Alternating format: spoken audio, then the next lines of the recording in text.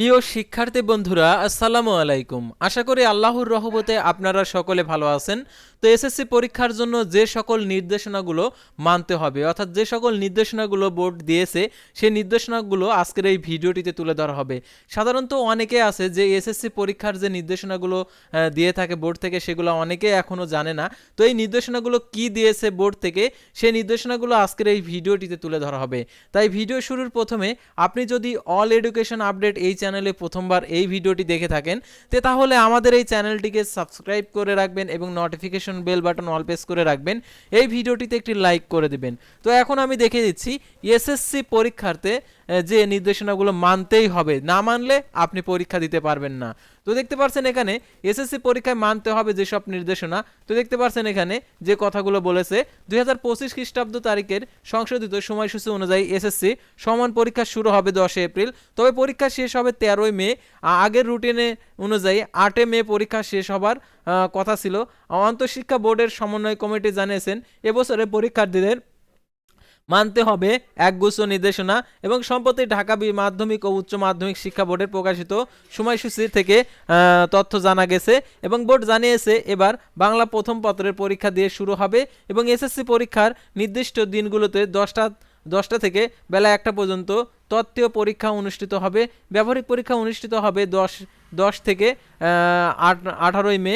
নির্দেশনাগুলো হলো, প্রথম পরীক্ষার 30 মিনিট আগে অবশ্যই পরীক্ষার্থীকে পরীক্ষার কক্ষে আসন গ্রহণ করতে হবে। প্রশ্নপত্র উল্লেখিত সময় অনুযায়ী পরীক্ষা গ্রহণ করতে হবে। প্রথমে বহু নির্বাচনী পরে সৃজনশীল রচনামূলক তথ্য পরীক্ষা অনুষ্ঠিত হবে। উভয় পরীক্ষার মধ্যে কোনো বিরতি থাকবে না।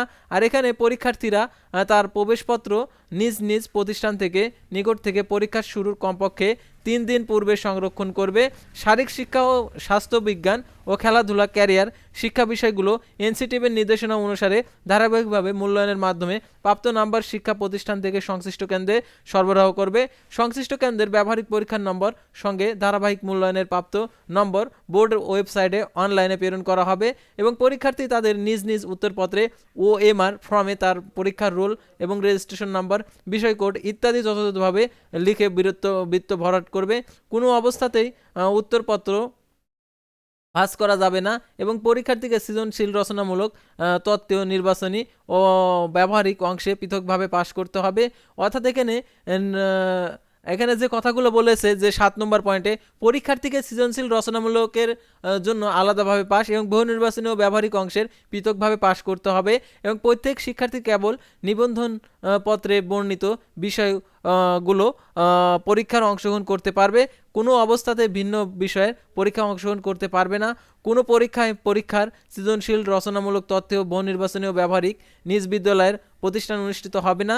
পরীক্ষার্থী স্থানান্তরের মাধ্যমে আসন বিন্যাস করতে হবে। আর এখানে 10 নম্বর পয়েন্টে যে কথাগুলো বলে দিয়েছে, পরীক্ষার্থীরা পরীক্ষার সাধারণ সায়েন্টিফিক কম্পিউটার ব্যবহার করতে পারবে এবং কেন্দ্র সচিব ছাড়া কোনো ব্যক্তি পরীক্ষার্থী পরীক্ষা কেন্দ্র মুঠোফোন আনতে বা ব্যবহার করতে পারবে না। সৃজনশীল রচনামূলক তথ্য বহু নির্বাচনী ব্যবহারিক পরীক্ষার্থীদের উপস্থিতির উপর একই উপস্থিতির পত্রর ব্যবহার করতে হবে এবং ব্যবহারিক পরীক্ষা নিজ নিজ কেন্দ্রে ভেন্যুতে অনুষ্ঠিত হবে। পরীক্ষার ফল প্রকাশের 7 দিন পূর্বে পুনর্নিরীক্ষণের জন্য আবেদনের অর্থাৎ SMS এর মাধ্যমে আবেদন করা যাবে। অর্থাৎ পরীক্ষার ফল প্রকাশের পর 7 দিনের মধ্যে পুনর্নিরীক্ষণের অনলাইনের SMS এর মাধ্যমে আবেদন করা যাবে। অর্থাৎ যে রেজাল্টটা দিবে আর কি 14 নম্বর পয়েন্টে রেজাল্ট দেওয়ার পর 7 দিনের মধ্যে পুনর্নিরীক্ষণের SMS করতে পারবেন, অর্থাৎ পুনরায় রিসিকিউরিটির অর্থাৎ রেজাল্টের জন্য। তো আজকের ভিডিওটি ছিল সাধারণত এসএসসি পরীক্ষার্থীদের মানতেই হবে যে সকল নির্দেশনা, সেই নির্দেশনাগুলো নিয়ে। তো পরবর্তী ভিডিওতে আবার কোনো এডুকেশন বিষয়ে আপডেট নিয়ে আপনাদের সামনে হাজির হব। সে পর্যন্ত সবাই ভালো থাকবেন, সুস্থ থাকবেন আর অবশ্যই আমাদের অল এডুকেশন আপডেট এই চ্যানেলটি সাবস্ক্রাইব করে পাশে থাকবেন। আল্লাহ হাফেজ।